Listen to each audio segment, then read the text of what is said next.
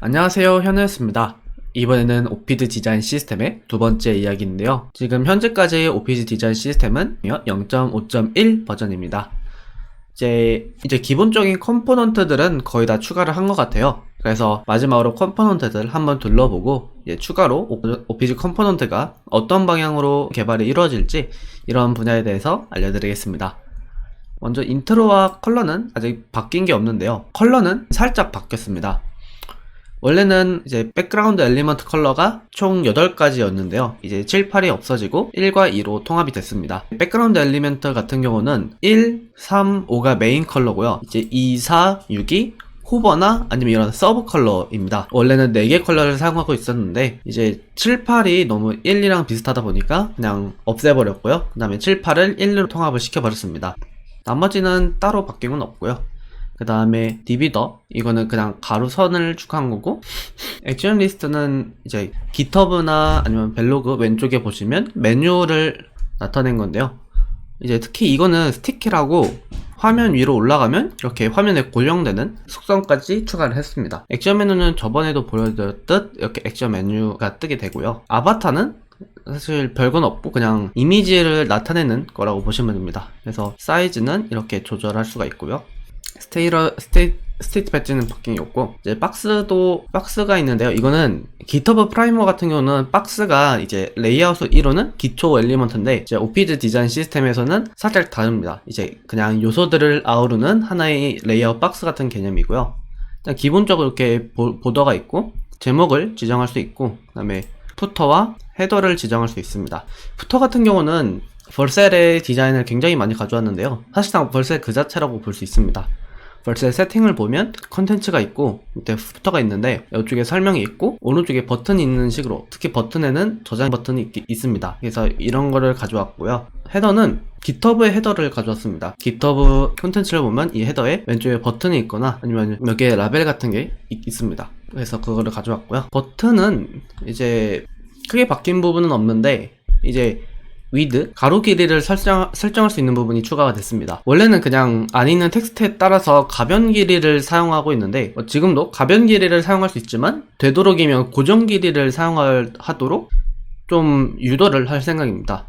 왜냐면 원래는 로딩 때문인데요. 원래 로딩은 그냥 텍스트 옆에 로딩 아이콘이 돌아가도록 만들려고 했었는데 그렇게 하다 보니까 버튼 가로 크기가 계속 바뀌면서 레이아웃이 깨질 수도 있더라고요. 그래서 차라리 그 옆에 추가하는 것보단 아예 그냥 내용을 지우고 로딩바를 띄우자 해서 현재 이렇게 클릭을 한 경우 로딩 그 안에 내용이 없어지고 로딩 스피너가 돌아가도록 바뀌었습니다. 근데 만약에 이게 가변적으로 바뀌게 되면 이 로딩 스피너가 돌아갈 때마다 버튼 좌우가 완전히 바뀔 수도 있거든요. 그래서 보면 이렇게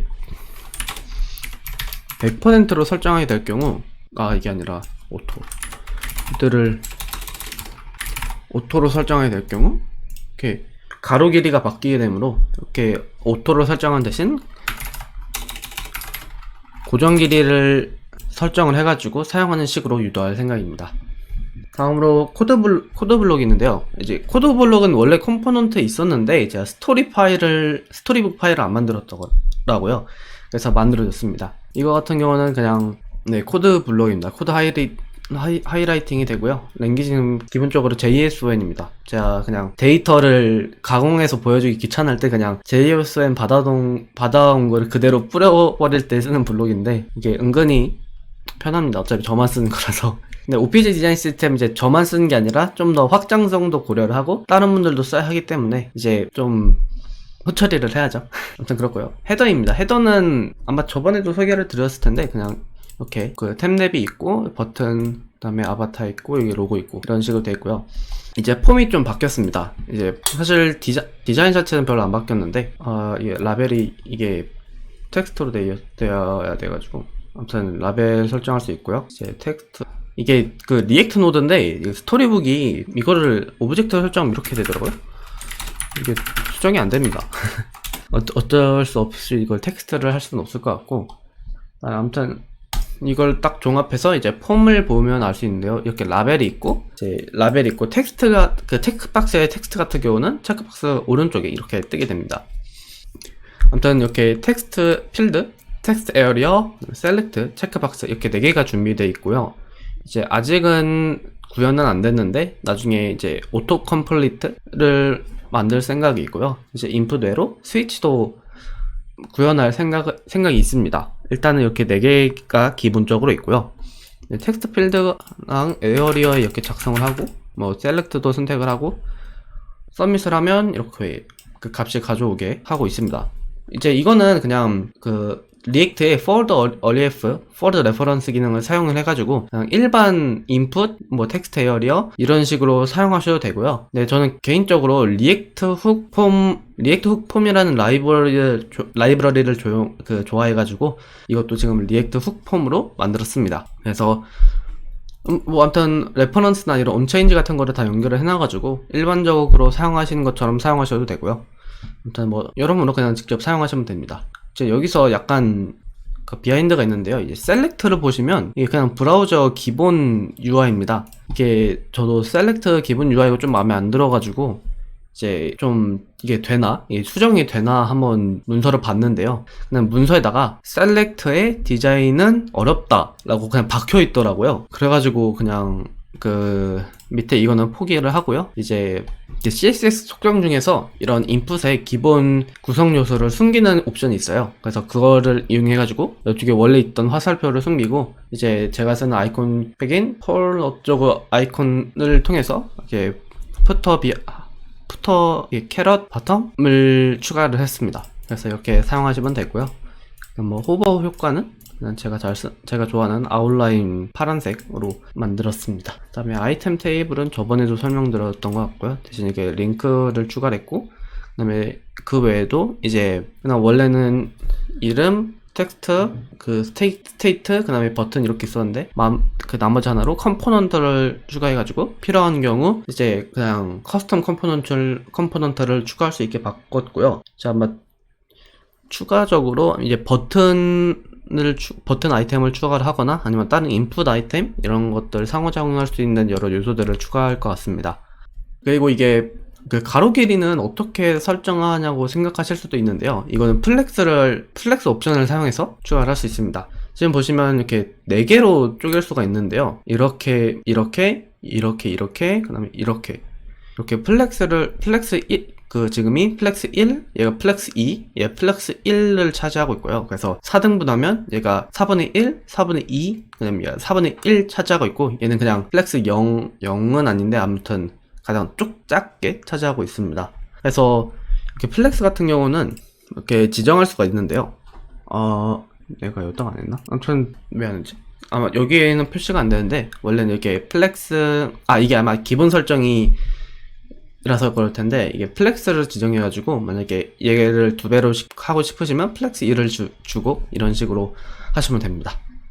플렉스 같은 경우는 저번에는 이제 플렉스 로우, 플렉스 칼럼 이런 식으로 나눠져 있었는데요. 그냥 다 없애버리고 그냥 플렉스로 통일을 시켜버렸고요. 그 다음에 그 안에서는 그냥 그 리액트 내부 어트리뷰트인 스타일을 사용해서 알아서 바꾸도록 설정을 했습니다. 다음으로 이건 링크인데요. 이제 제가 OPD 디자인 시스템에서는 링크를 2가지 방법으로 쓸 수가 있어요. 첫 번째가 일반 A 태그, 이제 외부 링크로 갈 때는 A 태그를 쓰고요. 이제 리액트 OPD 디자인 시스템은 이제 리액트 라우터 돔을 사용합니다. 그렇기 때문에 내부적으로 이동할 때는 이제 링크라는 별도의 태그를 써야 돼요. 근데 이제 그게 좀 귀찮아가지고 그냥 이제 그 A 태그랑 링크 태그를 합친 새로운 링크 태그를 만들었고요. 그래서 이제 to prob을 통해서 어디로 이동할지를 결정할 수 있고, 만약에 여기서 상대 주소면은 이제 내부적으로 이동하는 거니까 리액트 라우터 훅의 링크를 사용하고요. 이제 만약에 HTTPS가 포함돼서 외부로 나간 링크다. 그러면 이제 A 태그를 사용하게 됩니다. 그 다음에 칠드런을 해가지고 이제 링크를 걸어줄 수 있고요. 이제 클릭을 했을 때 원래 탭에서 할 거냐 아니면 새로운 탭으로 이동할 거냐 이거를 선택을 해가지고 뉴 탭으로 갈지 이거를 볼 수 있습니다. 그리고 이제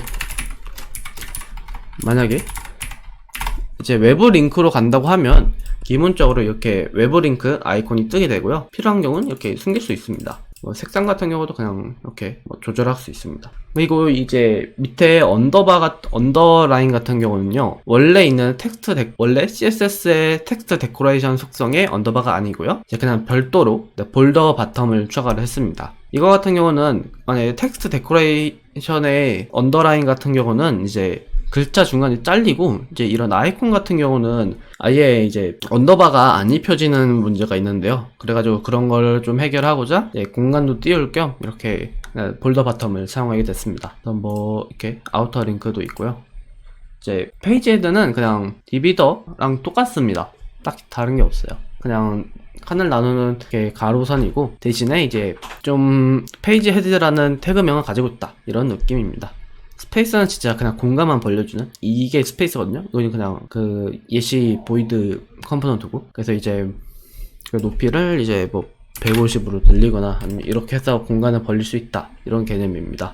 뭐 스피너는 스피너고, 탭 랩이는 이제 뭐 그냥 탭 안에서 이동할 수 있는 그런 랩이고, 타이틀, 툴팁, 툴팁은 이겁니다. 그 다음에 훅도 몇 개를 추가를 했는데요. 이거는 저번에 보셨을 모달, 뭐 오토 클로즈, 이건 안 클릭되고, 이거는 안 클릭돼도 안 닫히고, 이건 다 닫히고. 모달은 이제 그냥 다이얼로그의 로우 버전, 그냥 띄우기만 하는 거고. 그 다음에 이게 이번에 탑 로딩을 추가를 했습니다. 이게 0.5.0이 추가를 했는데, 이제 이렇게 하면 그냥 로딩이 되는 거고요. 이제 로딩을 스타트하고 0, 25, 50, 75, 99 끝, 이렇게 그냥 진행 상태를 알려주는 로딩을 추가를 했습니다. 이제 여기서 좀 재밌는 점이 프로그레스 0이 맨 왼쪽이 아니라는 점인데요. 다른 걸 보면 항상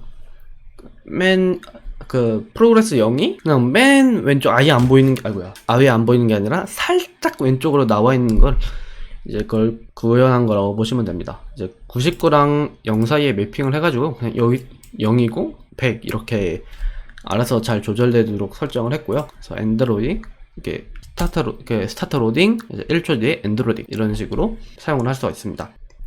이런 식으로 기초 컴포넌트에 대한 컴포넌트랑 훅들에 대한 설명은 끝났는데요. 이제 앞으로 이제 OPG 디자인 시스템이 어떻게 될지에 대해서 간단히 소개를 드리도록 하겠습니다.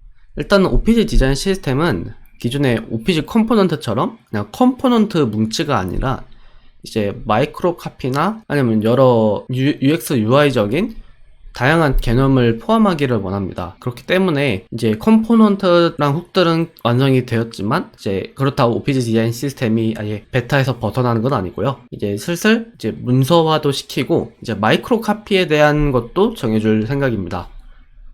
이제 마이크로 카피는 이제 UX 전반에서 쓰이는 말투를 의미하는데요. 그래서 그 버튼을 보면 클릭해보세요, 아니면 당신은 밴 당했습니다, 이렇게처럼 사용자에게 무언가를 알려주는 메시지, 이런 말들을 마이크로 카피라고 합니다. 그런 마이크로 카피의 일관성을 좀 지켜주기 위해서 이제 OPG 디자인 시스템은 그런 마이크로 카피, 보이스 앤 톤이라고 하는 말투를 지정을 해줄 생각입니다. 물론 이거는 이 OPG 디자인 시스템을 사용하는 프로젝트에 따라서 보이스 앤 톤은 바뀔 수 있지만, 그래도 저희 OPG를 기준으로 해가지고 어떻게 해야지 좀 일관성을 지키고 좀 깔쌈한 UI UX 사용자 경험을 제공할 수 있는지를 한번 생각을 해볼 생각입니다. 저는 이제 웹 디자이너, 이런 UX UI 디자이너가 아니라 그냥 개발을 좋아하는 학생이다 보니까 이런 부분에 대해서는 아직 잘 모르는 부분이 많습니다. 저도 이런 마이크로 카피라는 말 자체도 거의 한 며칠 전에서 조사하면서 알았을 정도로 저도 굉장히 무지한 부분이 많은데요. 그래서 저도 이제 점차 요즘 책 같은 거를 읽으면서 이제 이런 마이크로 카피에 대해서 알아가면서 차근차근 이제 만들어 보고 있습니다. 이제 지금 읽고 있는 책 이름이 마이크로 카피입니다. 마이크로 카피, 이제 부제가 UX 디자이너의 글쓰기인데요. 그래서 이거를 읽으면서 OPG 디자인 시스템의 마이크로 카피도 정하고, 이제 보이스 앤 톤도 정하고, 그 다음에 UX 라이팅 같은 것도 정하면서 뭐 그 외에 카피라이팅 같은 것도 정할 생각입니다. 그래서 이제 OPG 디자인 시스템은 이제 마이크로 카피까지 완성이 되고 나면 이제 최종적으로 완성이 될 것 같고요. 아마 이제 다 완성이 되고, 이제 내일부터 이제 아마 개인적인 OPG 본 프로젝트가 아니라 개인적인 프로젝트에 이 디자인 시스템을 사용하면서 좀 아쉬운 점이나 아니면 부족한 점을 좀 개선을 하면서 이제 최종적으로 정식 릴리즈를 준비를 할 것 같습니다. 네. 지금까지 OPG 디자인 시스템의 두 번째 이야기를 들려주셔서 감사하고요. 이제 다음에는 OPG 디자인 시스템 세 번째 이야기로 돌아오도록 하겠습니다.